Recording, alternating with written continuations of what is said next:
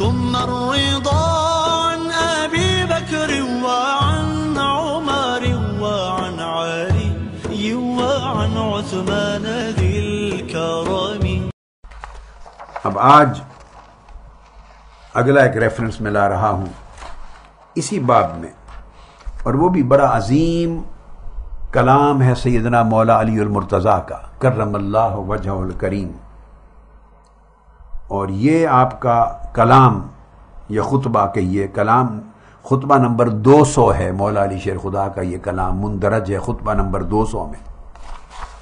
مسودہ وہی میں نے آپ کو بتا دیا، طبع مصری طبع ہے مفتی محمد عبدہو کی شرح کے ساتھ، مطبعۃ الاستقامہ. اب اس میں مولا علی شیر خدا کرم اللہ وجہ الکریم نے اسی حقیقت خلافت کو جو خلفائے راشدین کی اور پہلے خلفائے ثلاثہ کی خلافت کی تصدیق کرتے ہوئے خلافت کی حقیقت کو پھر بیان کیا ہے. اگر ہم مولا علی شیر خدا کے ان تمام خطبات کو سامنے رکھ کر تعصب کی اینک اتار دیں اور اپنے ذہن میں خود ساختہ پہلے سے گھڑے ہوئے مفروضات اور امامت و خلافت کے تصورات، جن کے بارے میں نے کہا کہ 300 سال بعد جا کے وضع ہوئے، اگر ان کو ایک طرف رکھ دیں اور مولا علی شیر خدا رضی اللہ تعالیٰ عنہ کے ان تمام خطبات کو سامنے رکھ لیں جہاں آپ خود وضاحت کرتے ہیں جا بجا، تو یہ مسئلہ خلافت و امامت بھی حل ہو جاتا ہے اور خلفائے راشدین کی خلافت کا حق ہونا بھی ہر شک و شبہ کی غبار سے بالا ہو کر ثابت ہو جاتا ہے. اب یہ خطبہ نمبر 200 ہے اور یہ آپ نے کلام فرمایا ہے حضرت طلحہ اور حضرت زبیر رضی اللہ تعالی عنہما سے، ان سے کلام کیا اور ان سے گفتگو کرتے ہوئے جب وہ بیعت کرنے کے بعد مولا علی شیر خدا، جب سیدنا عثمان غنی رضی اللہ تعالیٰ عنہ کی شہادت ہو گئی اور مولا علی شیر خدا رضی اللہ تعالیٰ عنہ کی بیعت ہو گئی، اسی طرح مہاجرین و انصار کی شورا نے آپ کی خلافت پر اجماع کیا، وَسَمُّوهُ اماماً، اور آپ کو امام اور خلیفہ نامزد اور مقرر کر لیا بالاجماع. تو ان بیعت کرنے والوں میں حضرت طلحہ بھی شامل تھے، حضرت زبیر بھی شامل تھے. تو آپ کی خلافت کی بیعت کرنے کے بعد وہ پھر بعد ازاں منحرف ہو گئے اور ایک عرصہ جنگ جمل تک منحرف رہے. بعد ازاں پھر وہ تائب ہوئے اور انہوں نے دوبارہ بیعت خلافت کی. جب وہ منحرف تھے اور ان کی شکایت یہ تھی کہ مولا علی شیر خدا نے ہماری بیعت خلافت ہو جانے کے بعد ہم سے مشورہ لینا ترک کر دیا ہے اور امور خلافت میں ان دونوں کو شریک کرنا، استعانت کرنا، شریک کرنا، انہیں ذمہ داریاں دینا اور ان سے مشورہ طلب کرنا یہ چھوڑ دیا ہے، یہ ان کا دعویٰ تھا. تو اس کی وجہ سے وہ ہٹ گئے، منحرف ہو گئے اس بیعت سے. اس موقع پر مولا علی شیر خدا کرم اللہ وجہ الکریم نے ان سے گفتگو کی ہے. اب یہ خطبہ جو مولا علی شیر خدا نے اس موقع پر ارشاد فرمایا یہ سننے والا ہے، یہ بھی خلافت کی حقیقت کو مبنی بر مشاورت قرار دیتا ہے. اور آپ نے فرمایا واللہ، اور یہ ثابت کر دیتا ہے کہ یہ خلافت کا منصب منصوص نہیں ہے، نہ نص پر مبنی ہے نہ کسی وصیت پر مبنی. یہ صحابہ کرام کے فیصلے سے خلافت منعقد ہوتی ہے. اب آپ دیکھتے آئیے کتنے خطبات اور حوالہ جات ریفرنسز میں دے چکا ہوں اور دیتا جا رہا ہوں. اب یہ اہل سنت کی کتابیں نہیں ہیں، ابھی تو میں یہ سارے ریفرنسز خود نہج البلاغہ سے دے رہا ہوں. مولا علی شیر خدا کرم اللہ وجہ الکریم کی اپنی زبان مبارک کے ارشادات اور فرمودات ہیں. فرماتے ہیں واللہ ما کانت لی فی الخلافت رغبۃ ولا فی الولایت اربۃ.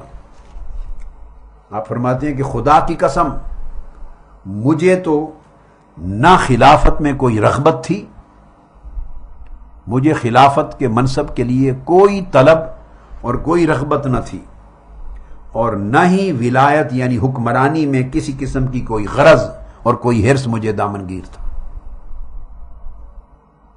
اور یہ بات آپ نے اللہ کی قسم کھا کے کہی ہے۔ اب آپ ایک طرف دیکھیے، ایک عقیدہ رکھنا چاہیے، یا مولا علی شیر خدا کو سچا مانا جائے یا معاذ اللہ اس کے برعکس مانا جائے۔ اگر آپ مولا علی شیر خدا کو معاذ اللہ جھوٹا مانیں گے تو آپ کا ایمان جاتا رہے گا کہ وہ ان خلفائے راشدین اور اہل بیت اطہار کے نفوس قدسیہ میں ہیں جن کی فضیلت قرآن کی کئی آیتوں میں اور حدیث نبوی میں صریحاً آئی ہے، تو آپ ان کے قول کو جھوٹا نہیں کہہ سکتے۔ اور یہ جھوٹ ہوتا ہے کہ کوئی آدمی کہے کہ یہ جو کچھ وہ فرماتے رہے بس اوپر اوپر سے فرماتے رہے، اندر ان کے دل میں یہ بات نہیں تھی۔ تو زبان اور دل میں اگر تضاد ہو تو یہ کذب بھی ہوتا ہے، نفاق بھی ہوتا ہے۔ تو مولا علی شیر خدا کی طرف جس طرح جھوٹ منسوب کرنا ان کی شان کے منافی ہے، خیانت اور بے ایمانی ہے ان کی طرف جھوٹ منسوب کرنا، اسی طرح مولا علی شیر خدا کی طرف معاذ اللہ منافقت کو، ظاہر اور باطن کے تضاد کو منسوب کرنا، یہ بھی اپنے ایمان کو غارت کرنا اور اپنے آپ کو جہنمی بنانے کے مترادف ہے۔ یہ مولا علی شیر خدا کی شان سے فروتر ہے۔ اب ہمارا عقیدہ یہ ہے، میرا تو ذاتی یہ ہے اور ہر ایک مسلمان کا ہونا چاہیے کہ مولا علی شیر خدا نے جو بات بغیر قسم کے بھی کہہ دی اس کو آمنا و صدقنا، اس کو ظاہراً و باطناً مبنی بر صدق و صداقت تسلیم کیا جانا چاہیے۔ اس میں توجیہات نکالنا، یہ اوپر سے بات کہی گئی ہے، اندر دل میں ایسے نہیں تھی، یہ ایک مسلمان کا شیوا نہیں ہے۔ یہ من گھڑت تصورات ہیں، اور ان تصورات کی اینک چڑھا کر جب آپ مولا علی شیر خدا کے فرمودات کو دیکھیں گے تو آپ قیامت کے دن تک پھر کبھی حق پر نہیں پہنچ سکتے۔ ان کو اٹھا پھینکیے، یہ مفروضات اٹھا پھینکیے اور سٹریٹ اوے مولا علی شیر خدا کے کلمات، ارشادات اور فرمودات سے رہنمائی لیجیے، اور جو کلمہ ان کی زبان سے نکلا ہے، جو لفظ ان کے ہاتھوں سے نکلا ہے، اس کو حق سمجھیے۔ اب آپ فرماتے ہیں واللہ، خدا کی قسم، ما کانت لی فی الخلافت رغبۃ، میں تو خلافت کا طالب ہی نہیں تھا، ولا فی الولایت اربۃ، اور میں حکمرانی کا حریص ہی نہیں تھا۔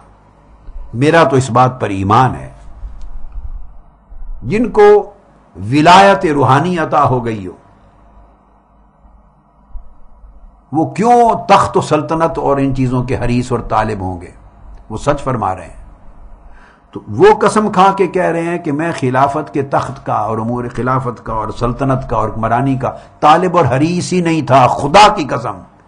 اور ہم یہ بنا رہے ہیں رات دن بیٹھ کر اپنے خطابات تقریروں میں کہ وہ طالب تھے، وہ خلافت مانگتے تھے، وہ دیتے نہیں تھے، ان کا جھگڑے ہوئے، ان کو گرفتار کیا گیا، اور ہم آپس میں ان کے مقابلے اور اسی بات پہ تناؤ بنا رہے ہیں۔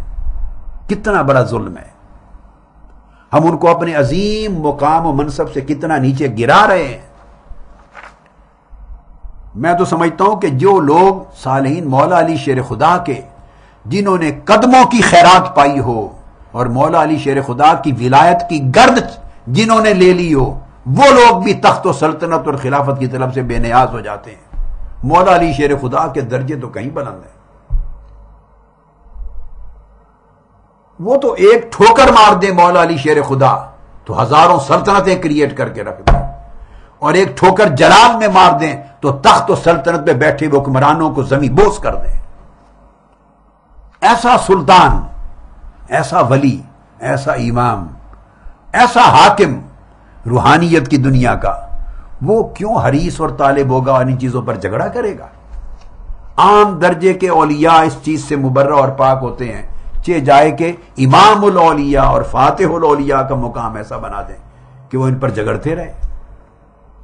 اس لیے آپ نے فرمایا کہ خدا کی قسم میں خلافت کا طالب ہی نہیں تھا، میری رغبت ہی نہیں تھی، اور حکمرانی کا کوئی حرص نہیں تھا۔ یہ تو ایک بات ہو گئی۔